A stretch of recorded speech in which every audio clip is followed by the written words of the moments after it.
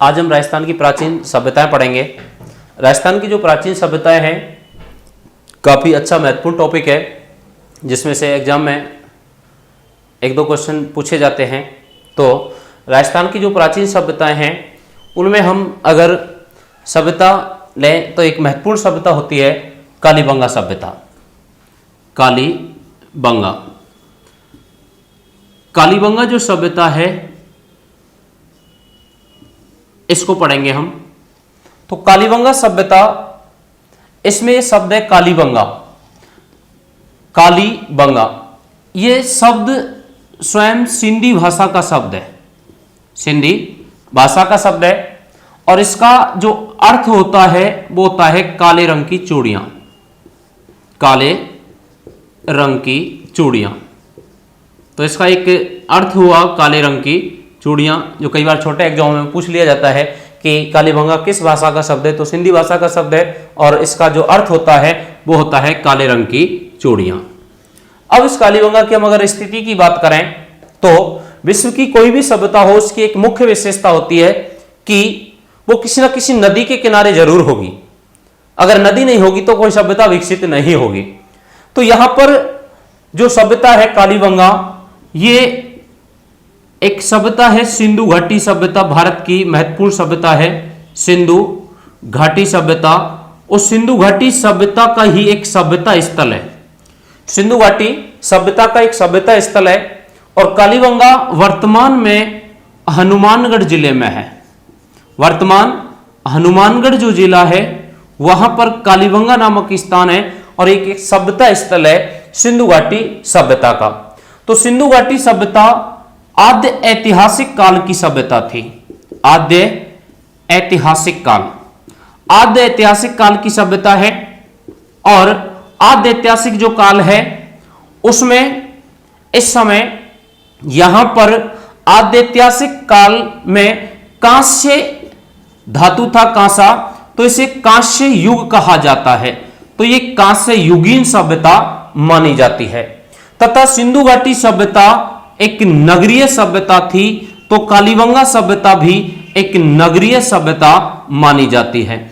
तो एक easy line हम याद रख सकते हैं। पूछा भी जाता है कि कालीबंगा सभ्यता किस काल की है, तो आद्य ऐतिहासिक काल की। इतिहास का विभाजन 3 भागों में किया गया है, प्रागैतिहासिक काल, आद्य ऐतिहासिक काल और ऐतिहासिक काल।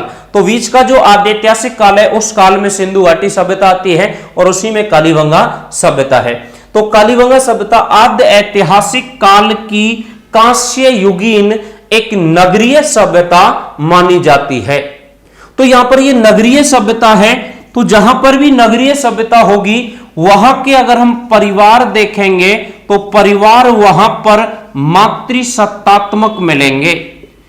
मातृसत्तात्मक। कोई भी सभ्यता अगर ग्रामीण है तो ग्रामीण सभ्यता में परिवार पितृसत्तात्मक होंगे। आम अगर हम जीवन में देखें, सामान्य जीवन में, तो जो शहरी जीवन है उसमें घर की मुखिया ज्यादातर आज भी माता ही होती है। और यहां पर जो भारतीय समाज है पितृ प्रधान समाज है, लेकिन जो ग्रामीण सभ्यता है वहां पर घर का मुखिया पिता माना गया है। ठीक है, क्योंकि यहां पर हमें सर्वाधिक जो मूर्तियां मिली है सिंधु घाटी सभ्यता में वो मातृदेवी की मिली है, इसलिए यहां के परिवार जो है वो माना जाता है कि मातृसत्तात्मक परिवार थे। सिंधु घाटी सभ्यता का ये अवशेष है, एक स्थल है कालीबंगा। तो इसकी अगर हम खोज की बात करें तो कालीबंगा जो सभ्यता है इसकी खोज ये हुई है 1952 ईस्वी में। 1952 ईस्वी में इसकी खोज जो की गई थी वो की गई थी अमलानंद घोष द्वारा। अमलानंद घोष इसके खोजकर्ता हैं। तथा ये जो सभ्यता स्थल है, इस सभ्यता स्थल का जो उत्खनन हुआ है, इसकी जो खुदाई का कार्य किया गया है वो किया गया है 1961 से लेकर के 1969 ईस्वी के मध्य। इस समय इसकी जो खुदाई की गई, उत्खनन किया गया है, वो 2 व्यक्तियों ने किया है। एक का नाम है ब्रजवासी लाल, जिसे वीवी लाल कहते हैं, और एक का नाम है बालकृष्ण थापड़। तो बालकृष्ण थापड़ और ब्रजवासी लाल, ये दोनों इसके उत्खनन करता है तथा इसके खोज करता है अमलानंद घोष। खोज हुई है 1952 ईस्वी में, उत्खनन का कार्य किया गया है 1961 से 1969 ईस्वी के मध्य।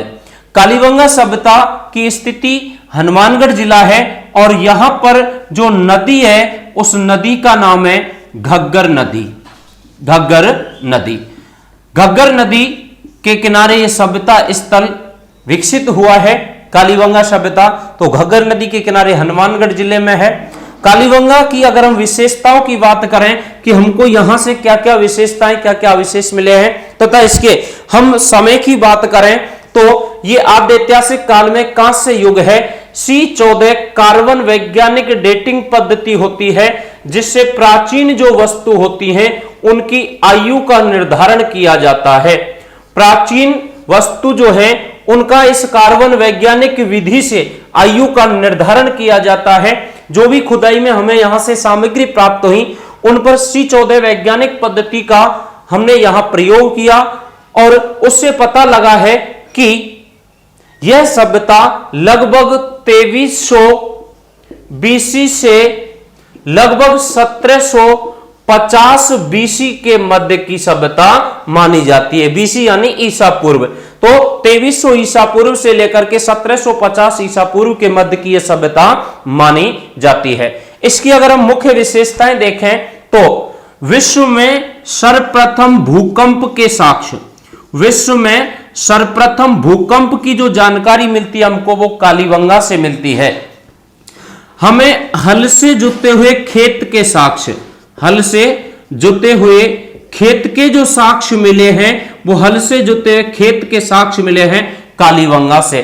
बहुत अधिक बार क्वेश्चन पूछा गया है कि हल से जुते हुए खेत के साक्ष्य किस सभ्यता स्थल से मिलते हैं, तो कालीबंगा सभ्यता स्थल से हमको मिलते हैं। इसके अलावा ऊंट पालने की जानकारी, ऊंट पालने की जानकारी हमको कालीबंगा से मिलती है।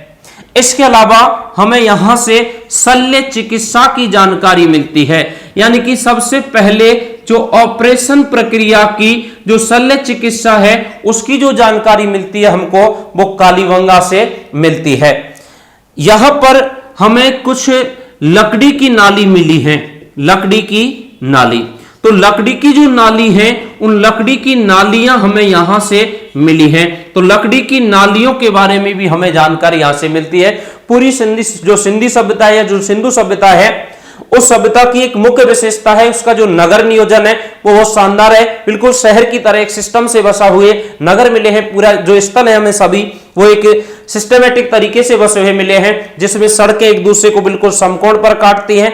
मकान सड़कों के किनारे ग्रिड पद्धति या जाल पद्धति में बने हुए मिले हैं।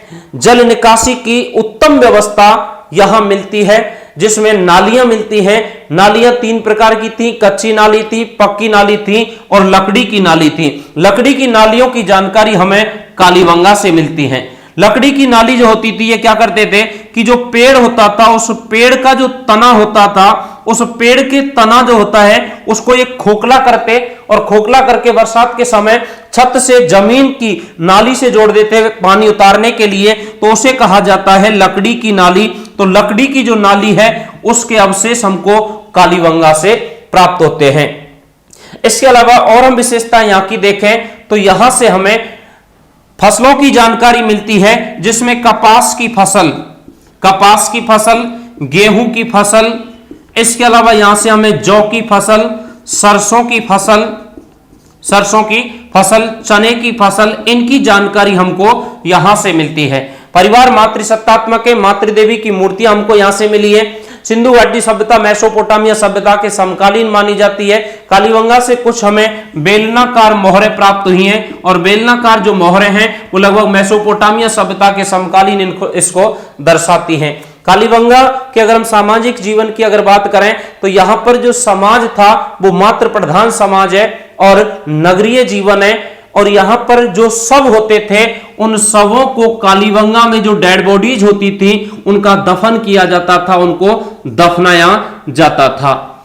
कालीबंगा सभ्यता स्थल है, महत्वपूर्ण स्थल है राजस्थान में। तो कालीबंगा एक महत्वपूर्ण सभ्यता है, इसमें से क्वेश्चन कई बार पूछे जाते हैं। तो हमने इसमें कालीबंगा देखा कि कालीबंगा सिंधी भाषा का शब्द है जिसका अर्थ होता है काले रंग की चूड़ियां। यह हनुमानगढ़ जिले में घग्गर नदी के किनारे स्थित है और कालीबंगा आद्य ऐतिहासिक काल की कांस्य युगीन एक नगरीय सभ्यता मानी जाती है। इसकी खोज 1952 ईस्वी में अमलानंद घोष द्वारा की गई तथा इसके उत्खनन का जो कार्य है वो 1961 से लेकर के 1969 ईस्वी के बीच में किया गया है तथा इसके उत्खनन करता है वो है ब्रजवासी लाल और बालकृष्ण थापर। इन दोनों ने यहां पर खुदाई का कार्य किया है और ये इसकी जो विशेषताएं, हमें इसकी जो आयु है वो लगभग ये सभ्यता इस समय के बीच में यहां विकसित रही है लगभग 2300 ईसा पूर्व से 1750 ईसा पूर्व, यानी कि आज से लगभग 4500 वर्ष पुरानी सभ्यता मानी जाती है कालीबंगा सभ्यता। विश्व में सर्वप्रथम भूकंप के साक्ष्य, हल से जोते खेत के साक्ष्य, ऊंट पालने की जानकारी, शल्य चिकित्सा ऑपरेशन की जानकारी और लकड़ी की नालियां हमें यहां से प्राप्त होती हैं। अगला सभ्यता स्थल हम अगले टॉपिक में अगले वीडियो में पढ़ेंगे। Thank you. जय श्री राम।